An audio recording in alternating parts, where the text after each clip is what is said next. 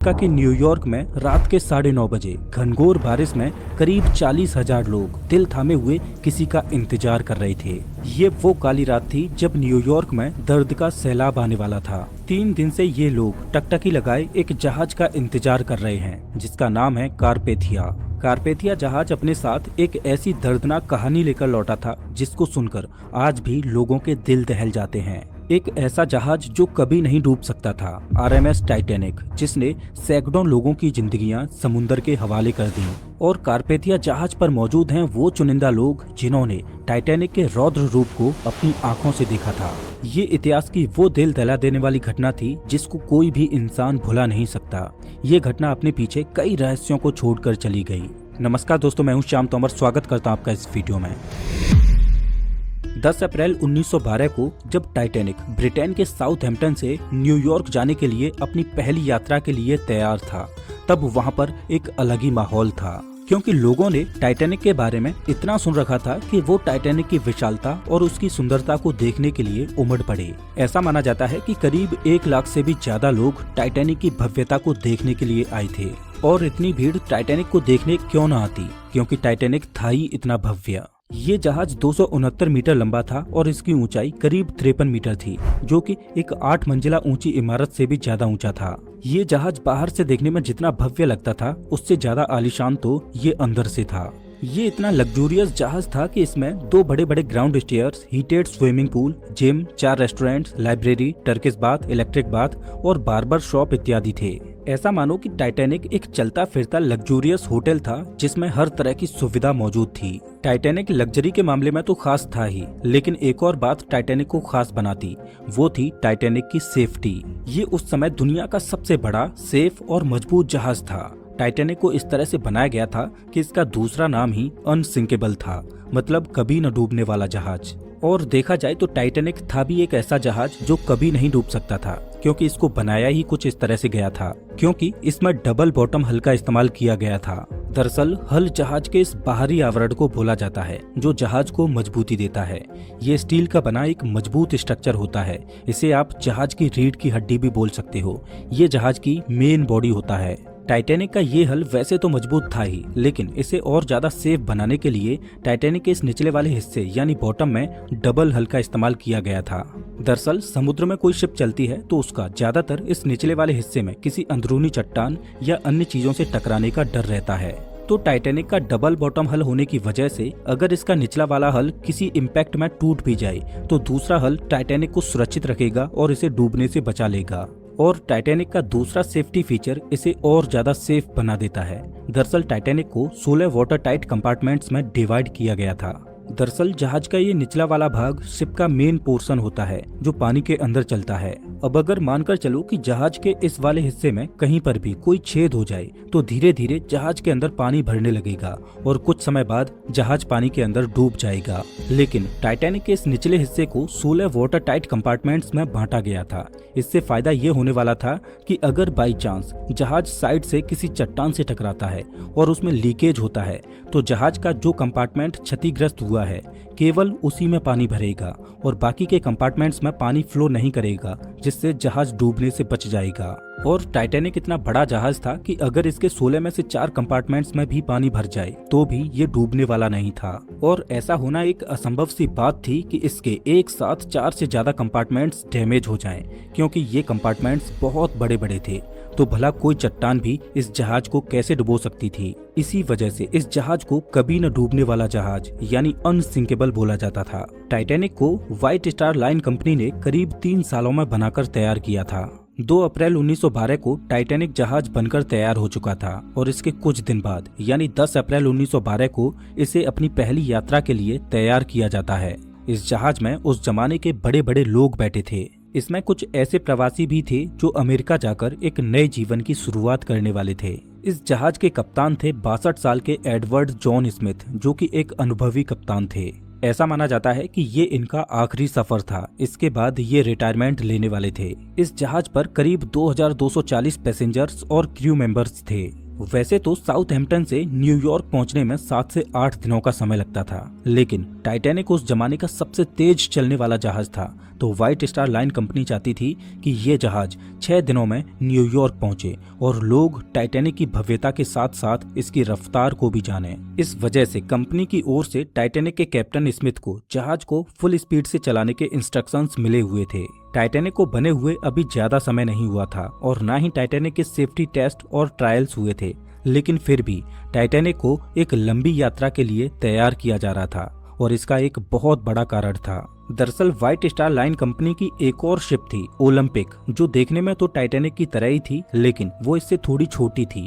इस वजह से ओलंपिक शिप को टाइटैनिक की बहन बोला जाता था। मार्च 1912 को ओलंपिक शिप में खराबी आ गई थी। इस वजह से ओलंपिक इमरजेंसी में बंदरगाह पर रिपेयर होने के लिए आई। अब ये शिप इतनी बड़ी होती हैं कि इनको रिपेयर होने में कई महीनों का समय लग जाता है, तो इस वजह से व्हाइट स्टार लाइन कंपनी का बिजनेस इन महीनों में बंद पड़ जाता। तो कंपनी ने अपने बिजनेस को जारी रखने के लिए अगले ही महीने यानी अप्रैल में अपनी नई शिप टाइटैनिक को लॉन्च करने का फैसला किया। अब क्योंकि ये टाइटैनिक की पहली यात्रा थी, जिस वजह से टाइटैनिक के क्रू में कुछ अनुभवी लोगों का होना भी जरूरी था। इस वजह से टाइटैनिक के कुछ क्रू मेंबर्स को हटाकर ओलंपिक के कुछ क्रू मेंबर्स को टाइटैनिक के क्रू में शामिल किया गया। टाइटैनिक का एक ऑफिसर था डेविड ब्लेयर, इसको हटाकर इसकी जगह पर ओलंपिक के एक ऑफिसर को इसकी जगह पर ड्यूटी पर नियुक्त किया गया। तो डेविड ब्लेयर जब शिप को छोड़कर अपने घर जा रहा था, तो वो गलती से अपने लॉकर की चाबी को भी अपने साथ ले आया और दुर्भाग्य से टाइटैनिक पर मौजूद इकलौता दूरबीन भी उसी लॉकर में बंद था। डेविड ब्लेयर के द्वारा की गई ये छोटी सी गलती आगे चलकर टाइटैनिक को डुबो देती है। आखिर वो घड़ी आ ही गई जब 10 अप्रैल 1912 को टाइटैनिक अपने पहले ऐतिहासिक सफर पर रवाना होता है। कैप्टन स्मिथ भली भांति जानते थे कि साल के इन महीनों में समुद्र में बहुत ज्यादा आइसबर्ग मिलते हैं। इस वजह से उन्होंने खतरे को भांपते हुए नॉर्दर्न रूट के सीधे रास्ते को छोड़ते हुए साउदर्न रूट के इस थोड़े लंबे रास्ते को चुना। दरअसल आइसबर्ग समुद्र में मौजूद छोटे छोटे बर्फ के पहाड़ होते हैं। ये बर्फ के पहाड़ ग्लेशियर से टूटकर समुद्र की लहरों के साथ बीच समंदर में आ जाते हैं। आप इस मैप को देखिए, इसमें ग्रीनलैंड से बर्फ के ये छोटे छोटे पहाड़ टूटकर इस रास्ते के द्वारा अटलांटिक ओशियन में पहुंचते हैं। तो ये वाला जो रीजन है, इसमें अप्रैल के महीने में बहुत ज्यादा आइसबर्ग टूटकर आते हैं। लेकिन अच्छी बात यह है कि इन आइसबर्ग को अटलांटिक ओशियन में पहुंचते पहुंचते करीब 2 साल लग जाते हैं और अटलांटिक ओशियन तक पहुंचते पहुंचते वो आइसबर्ग पिघलकर समुद्र के पानी में विलीन हो जाते हैं। जो आइसबर्ग बहुत ज्यादा बड़ा होता है वही अटलांटिक ओशियन के बीच में आ पाता है। तो कैप्टन स्मिथ ने आइसबर्ग के खतरे को टालने के लिए इस रास्ते के बजाय इससे थोड़े दूर के रास्ते को चुना, जहां पर आइसबर्ग मिलने के चांसेस बहुत कम हों। ये वो समय था जब जहाज में आइसबर्ग इत्यादि को देखने के लिए ज्यादा कोई खास टेक्नोलॉजी नहीं होती थी। इस वजह से जहाज के सामने थोड़ी ऊंचाई पर यहाँ पर एक क्रोज नेस्ट होता है। इसे लुकआउट पॉइंट भी बोला जाता है। इस क्रोज नेस्ट में हमेशा 1 से 2 लोग दूरबीन लेकर बैठे रहते हैं, जो दूर तक सामने देखते रहते हैं कि जहाज के सामने कोई अड़चन तो नहीं है जिससे जहाज टकरा जाए। और जब ये जहाज पानी में चलते तो ये सभी जहाज वायरलेस रेडियो के जरिए एक दूसरे को संदेश भेजते रहते कि कौन सी जगह पर क्या अड़चन है। जब टाइटैनिक आधे रास्ते पर पहुंच चुका था, तब इसको कोरोनिया शिप से आइसबर्ग होने की पहली चेतावनी मिलती है। ये आइसबर्ग अभी टाइटैनिक से 1 दिन की दूरी पर था। टाइटैनिक पर सीनियर ऑफिसर जैक फिलिप्स इस वायरलेस रेडियो सिस्टम को ऑपरेट कर रहे थे और दूसरे जहाजों के साथ संपर्क में बने हुए थे। 14 अप्रैल को दोपहर में टाइटैनिक को आइसबर्ग के होने की दूसरी चेतावनी मिलती है। वायरलेस ऑपरेटर जैक फिलिप्स इन चेतावनियों के बारे में जहाज के कप्तान को आगाह करते हैं। टाइटैनिक के इस पहले सफर पर टाइटैनिक का मालिक जोसेफ ब्रूस भी था। जब कैप्टन स्मिथ ने जहाज के मालिक ब्रूस स्मे को आइसबर्ग की मिलने वाली चेतावनियों के बारे में बताया, तो ब्रूस स्मे ने इन चेतावनियों को नजरअंदाज कर दिया, क्योंकि उसका मानना था कि समुद्र में आइसबर्ग मिलना एक आम बात है और जिस जहाज में वो बैठे हैं वो एक मजबूत और कभी न डूबने वाला जहाज है। और ब्रूस इसमें नहीं चाहता था कि इन चेतावनियों की वजह से जहाज की स्पीड कम हो और जहाज अपने निर्धारित समय से लेट पहुंचे। इसके बाद टाइटैनिक को आइसबर्ग की 5 बार और चेतावनियां मिलती हैं और टाइटैनिक को जो आखिरी चेतावनी मिली वो एसएस कैलिफोर्नियन जहाज से मिलती है।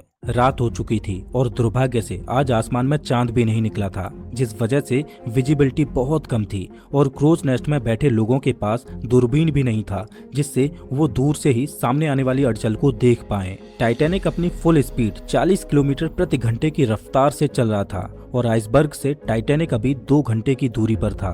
घनघोर अंधेरे में समुद्र के पानी को तेजी से चीरते हुए टाइटैनिक आगे बढ़ता ही चला जा रहा था, बिना इस बात की परवाह किए कि जिस रास्ते में अभी वो चल रहा है उसके सामने एक बहुत बड़ी बर्फ की चट्टान मौजूद है।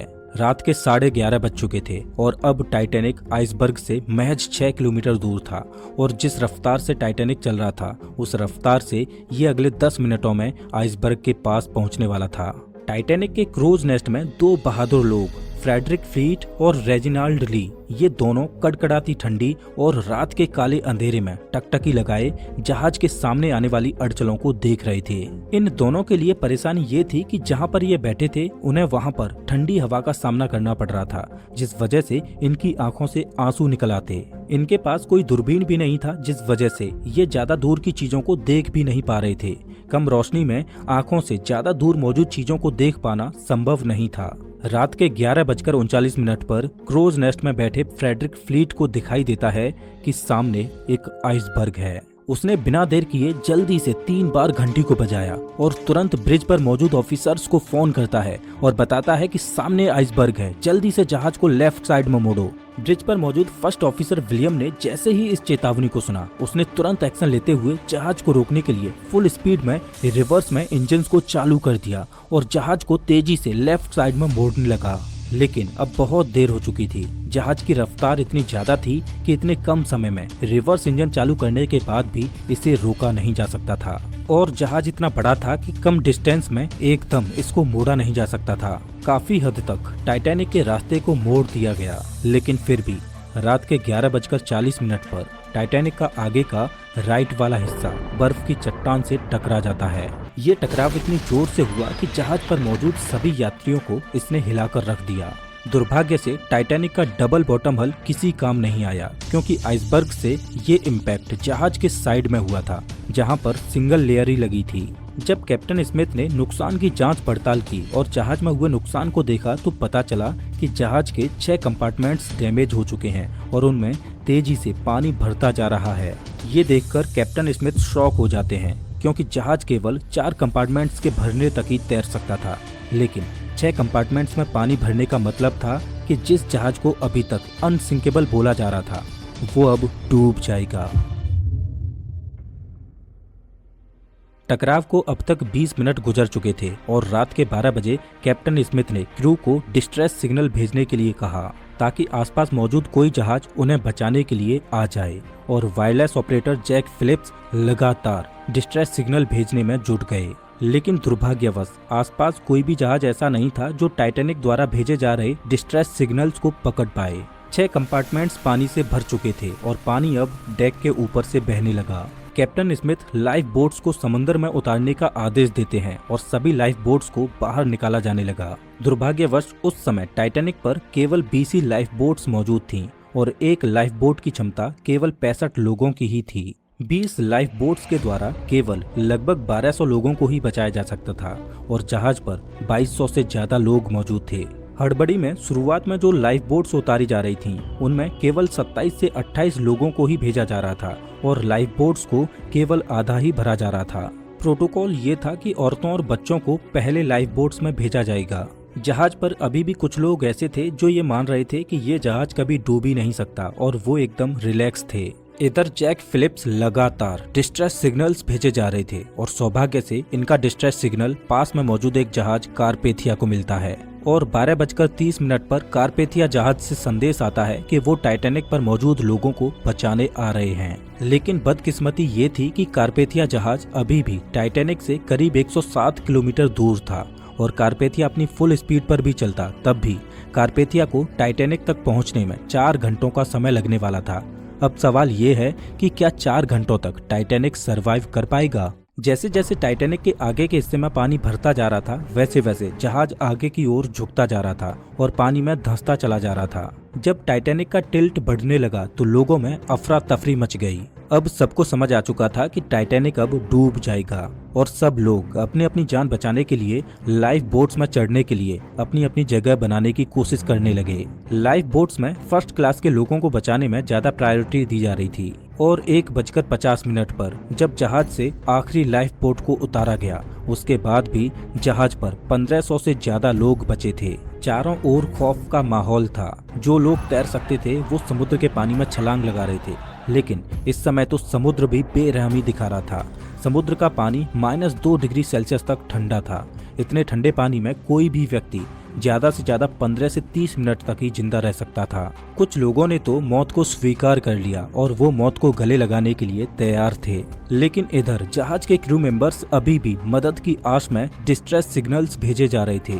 आसमान में फ्लेयर्स चला रहे थे ताकि आसपास मौजूद किसी जहाज का ध्यान उनकी ओर जाए और वो उनको बचा लें, लेकिन कोई भी जहाज उनको बचाने के लिए नहीं आता। टाइटैनिक में पानी के भरने की रफ्तार बढ़ती जा रही थी और टाइटैनिक बहुत तेजी से डूबने लगा। टाइटैनिक का आगे का भाग पूरी तरह से पानी के अंदर घुस चुका था और पिछला वाला हिस्सा पानी के ऊपर उठने लगा। अब जहाज के कप्तान स्मिथ ने अपने क्रू को भी बोल दिया कि अपनी अपनी जान बचाओ, लेकिन जैक फिलिप्स अभी भी अपनी जान की परवाह किए बगैर डिस्ट्रेस सिग्नल्स भेजने में जुटे हुए थे।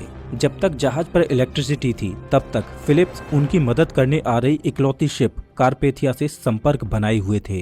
कैप्टन स्मिथ ने अपने जहाज को ना छोड़ने का फैसला किया। जब जहाज का आगे का भाग पूरी तरह से पानी के अंदर घुस चुका था तो शॉर्ट सर्किट की वजह से जहाज पर अंधेरा छा गया। अटलांटिक ओशियन लोगों की चीखों से गूंज रहा था।